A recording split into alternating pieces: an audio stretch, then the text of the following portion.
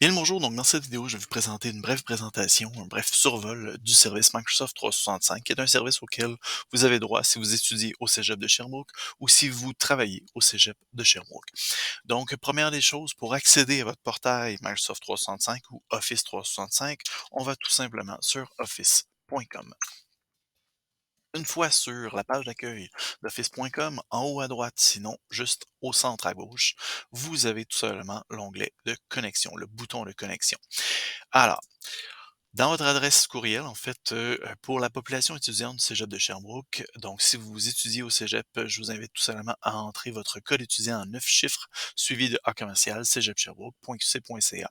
Ce qui fait donc, je vous répète, un code étudiant en 9 chiffres qui devrait normalement commencer par 20, 22, 23, 24, selon l'année à laquelle vous avez été accepté au SRAM, donc au Cégep de Sherbrooke.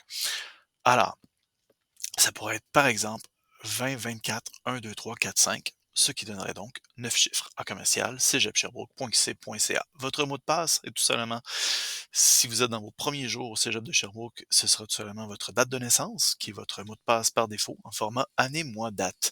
En format année, donc année à 4 chiffres, mois à 2 chiffres, date à 2 chiffres. Vous comprendrez donc que votre mot de passe devrait compter 8 chiffres par défaut. Sinon, par la suite, vous avez rapidement été invité à modifier votre mot de passe, de sorte que votre mot de passe, par la suite, demeure le même que vous avez choisi. Donc, pour à la fois Microsoft 365, votre signal Wi-Fi, l'ensemble des imprimantes du Cégep de Sherbrooke, ainsi que l'ensemble du parc informatique du Cégep de Sherbrooke. Donc, c'est le même mot de passe pour l'ensemble de ces accès-là. Si vous travaillez au Cégep de Sherbrooke, alors dans ce cas-là, il s'agit de votre adresse courriel habituelle, donc de prénom, point nom de famille, à commercial, cégeپsherbrooke.qc.ca, et votre mot de passe, c'est votre mot de passe réseau, tout simplement.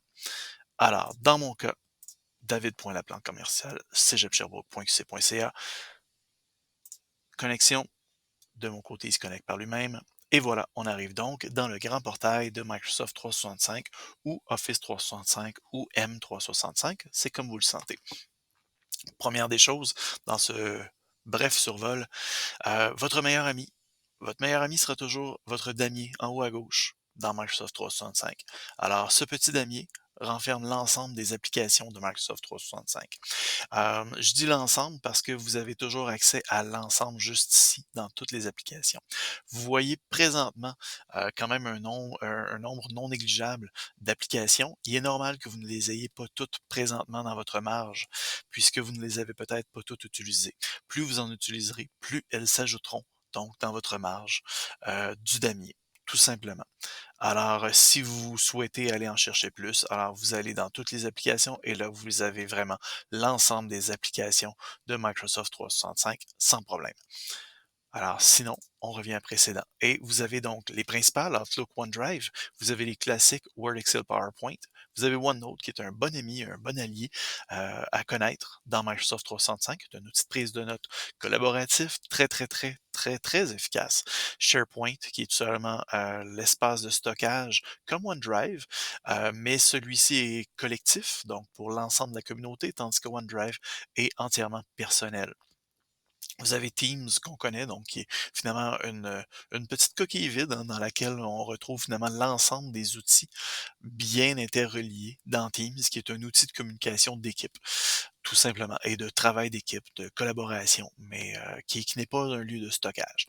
Sway, un petit outil tout simplement de présentation visuelle revampé. Yammer, qui est un réseau social, finalement une espèce de fusion de LinkedIn, de Twitter, de Facebook, de Instagram et compagnie. Donc, qui est finalement un réseau social d'entreprise, tout simplement. Forms, qui est un petit outil de sondage, de questionnaire autocorrecteur, etc. Whiteboard, qui est tout simplement un outil en ligne de tableau blanc. Bookings, un outil de prise de rendez-vous. Stream, qui est le YouTube restrictif, contraignant, donc de Microsoft 365. To-Do, qui dit ce que ça dit, c'est-à-dire que c'est un outil de liste de choses à faire collaborative. Donc, on peut le travailler, on peut l'utiliser en collaboration, en travail d'équipe, etc. Donc, voilà qui est ça. Alors, c'est votre marge. Tout ça se retrouve dans le damier. Sinon, vous retrouvez les principaux juste ici en marge de gauche. Dans le bas, ce sont vos accès rapides. Et dans le centre, ici, ce sont tout simplement vos recommandations. Alors voilà pour ce qui est de l'aperçu et le survol donc de votre portail Microsoft 365. Je vous invite à consulter de plus amples vidéos concernant l'ensemble des possibilités, l'ensemble des précisions, des nuances de Microsoft 365 sur la même liste de lecture. Merci, bonne journée.